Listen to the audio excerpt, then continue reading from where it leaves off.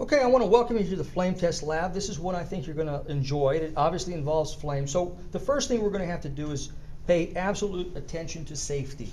As you approach the laboratory bench, make absolutely certain that the gas line is connected securely, there are no kinks in the line, and the most important thing is that there's a 90-degree angle between the lever that controls the gas flow into the nozzle and the nozzle at a 90-degree angle. That should be true on the one that you're using and the opposite one as well. So that ensures that you're not walking into a gas cloud and everything is safe. So as you walk up, also make certain that you have a laboratory apron. I've got a laboratory apron on now, and also goggles. Those are crucial. So what do? The first thing we need to do is we're going to light our Bunsen burner, and I'll just do that by taking a match. You could also use a striker like this one, but I prefer the use of a match, so I'll just strike a match just like this. So what I'm going to do is strike the match firmly against the matchbook just like that. Hold it up, not right on top of the Bunsen burner, but just about right there. And then with my other hand, I'm going to start to increase the amount of gas slowly, just like that. It'll catch just like that. And what I'll be able to do then is control the flow of the gas with the nozzle here. I can make it as high or as low as I'd like. Okay, be careful. Notice, by the way, when I lit that match, I was forming a C with my body. Left hand here, right hand here. It could be vice versa, so that's okay. But the main thing is maximize the distance between you and that Bunsen burner. Okay? So that's that. To do this experiment, to do this laboratory, you're going to need a couple of things. We've already seen you need either the matches or the striker. You're going to need some tongs like these here, long-handled tongs, and some Q-tips. They should have been cut in half previous to the experiment, just like that. And you're going to be dipping these in various chemicals. You're also going to need the following chemicals. You're going to need lithium, sodium, potassium. A potassium and sodium mixture. You'll need calcium, strontium, copper, and the last one to test will be an unknown. So make sure it's certain that you have those chemicals. You'll be rotating around to different stations, but you should have access to all those. Okay? You're also going to need cobalt glass. Now, cobalt is a fairly dark glass, and it's going to block out certain frequencies. So you're going to need to have access to this glass. You won't have one at every station, but make sure that the stations that require them have those glasses. So there you go. Remember, never turn your back on a flame. Never turn your back on a flame. It's important that you not only keep yourself safe, but your classmates safe as well. I'm going to excuse myself for one moment. I'm going to go turn the lights off, put my goggles back on, and then make certain that we have everything that we need. Excuse me for one moment.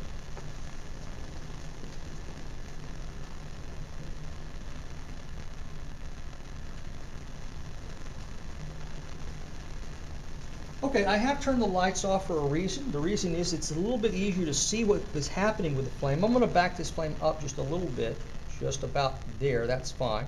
I don't want the flame to be too vigorous, but what I do want to see is I want to see an inner cone and an outer cone. The inner cone, as you can clearly see, if I put the tongs in here, right here, the inner cone is this area right here. The outer cone, of course, is this area on top of that. So you'll see flashes of orange from time to time. That's perfectly normal. Okay, just be aware that there are these flashes, even if I don't have a chemical in the flame at that point. Actually, the hottest part of the flame is the top part, the very tip of the inner cone. So right there is the hottest part. I have the tip of the tongs now in the hottest part of the flame. That's important to know because there are certain times that I need to be able to heat things up faster or slower. So I'll know now that the hottest part of the flame is right there on the tip of the inner cone. So here's what I'm going to do. I'm going to take a swab just like this, and I'm going to be careful when you reach over. I'm going to reach into the lithium nitrate. So I'm going to be testing lithium first, okay, just like that. I'm going to douse that Q-tip in the lithium for just a moment, just like this. And this is what I'm going to do now. I'm going to place that Q-tip that's now wetted with the lithium nitrate solution, and I'm going to place it into the flame. As I do that, what I notice is, first of all, there's a disruption of the flame, but what's going to happen eventually is that the electrons in the lithium are going to move into higher and higher and higher energy levels. but they can't stay there forever. Eventually they're going to fall back down, and when they do, they're going to produce this beautiful red color, this reddish color. And so that's what I see for lithium. Okay, I'm going to make a little notation. By the way, be careful with this Q-tip. I'm going to put it into the trash dispenser right there, and I'm just going to mark in my notes that that was a beautiful reddish color for lithium. Okay, the next one will be sodium. So what I'll do now is I'll take my Q-tip, I'll place it also into the sodium just for a few seconds. Be careful when reaching over. Don't reach over the flame. It's been doused now in the sodium, and I'm going to place the sodium into the flame, into the hottest part of the flame, just for a few seconds. What's happening again is electrons are being pushed higher and higher and higher into higher energy levels, but eventually they fall down, and when they do, they emit photons. They emit quantums of energy. Pieces are particles of energy called quanta. Okay, so that was a very much of an orange color. So I'll record that in my notes.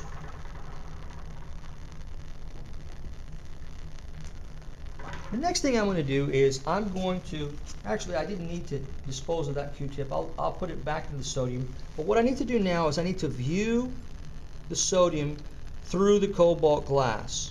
Through the cobalt glass. So I'll put the sodium back in.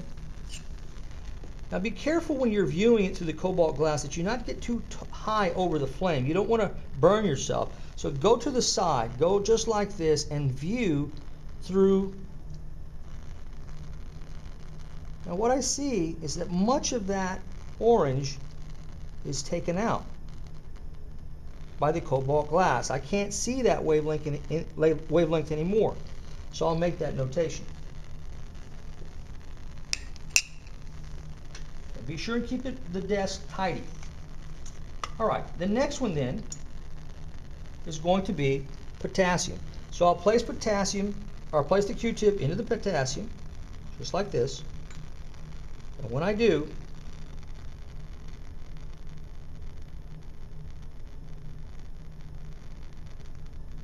I can see hints of orange, not quite as orange, and a little bit red, just tiny bit of red, and some white color as well. So white, mainly orange, a little bit of white, and a little bit of yellow. All right, done. So I'll say orange, white, and yellow.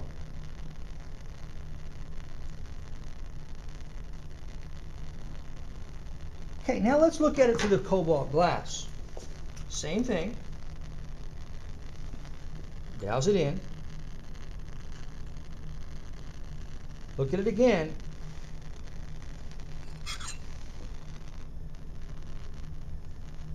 This time through the cobalt.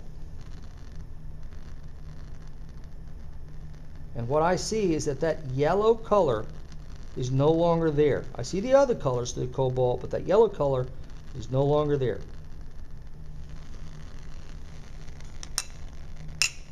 And I'll make that notation.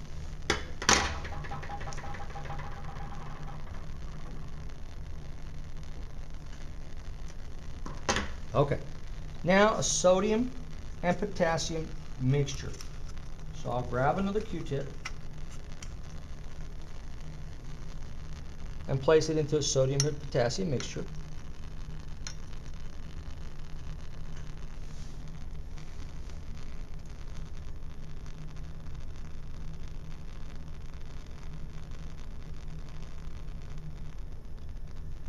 And as I would expect, I see the combination of the colors for sodium and potassium.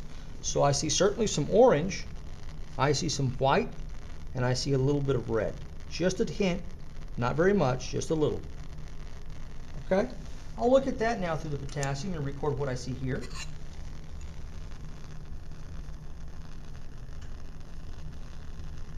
What I'm seeing is that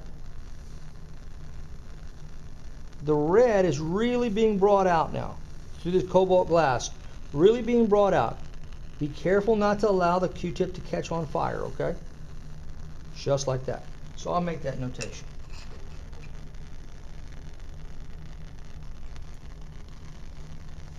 Okay, next comes barium. So I'll place it into the barium nitrate solution, just like this.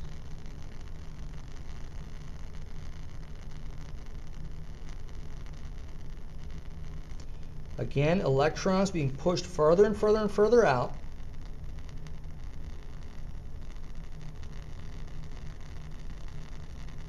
Mainly orange. This time, just certainly some yellow. This time, just a hint of green. Just a hint of green. So I'll make that notation. Place that into the trash.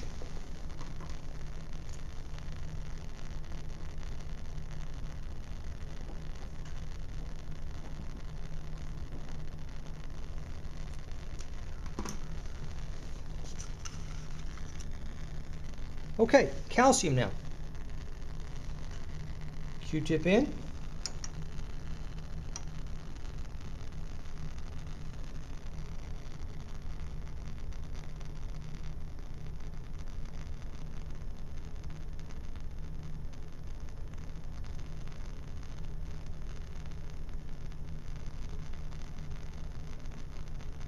I would say that's a 50-50 mixture of orange and red.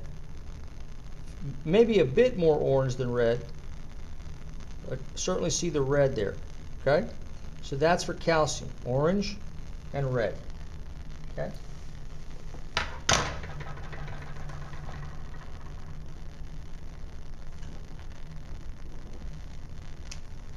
Strontium's next.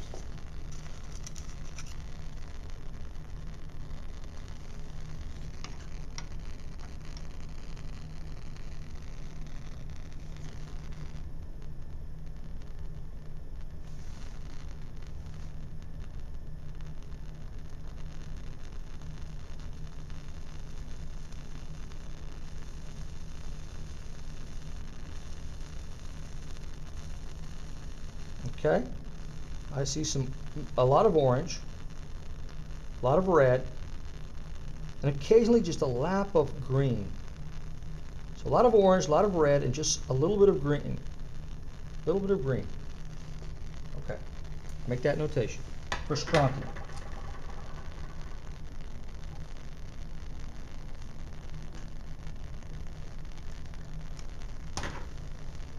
Okay, copper.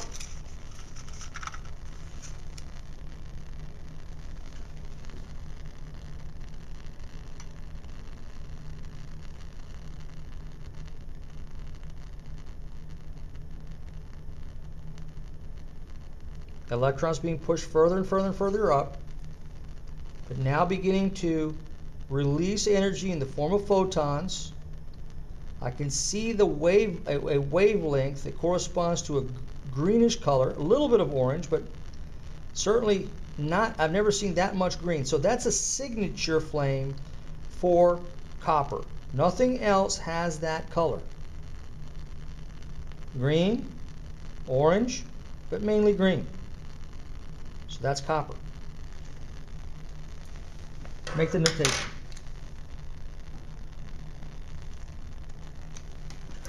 And finally, we'll do the unknown. Now the objective here is to try to match the unknown as best we can to one of the knowns. So I'll place this into the solution and look to see what it is. Okay. Now a number of the chemicals that we looked at had orange, but none had the amount of red that I'm seeing here. And this looks to me very similar to the strontium. I'm gonna let this go just a little bit longer. But I think this unknown is strontium. Okay? Let me put this down now and try strontium again. I'm going to go back to strontium and see if it looks similar to that unknown that I just looked at.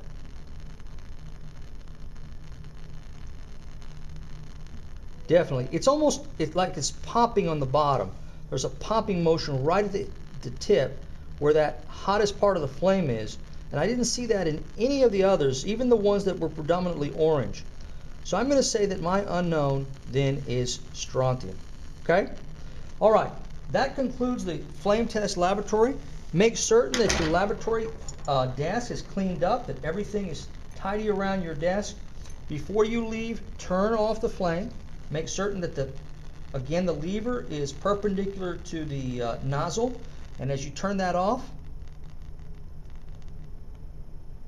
just ensure that it goes all the way off, just like that. Clean up your area, and I'll see you on the next video podcast. Thank you.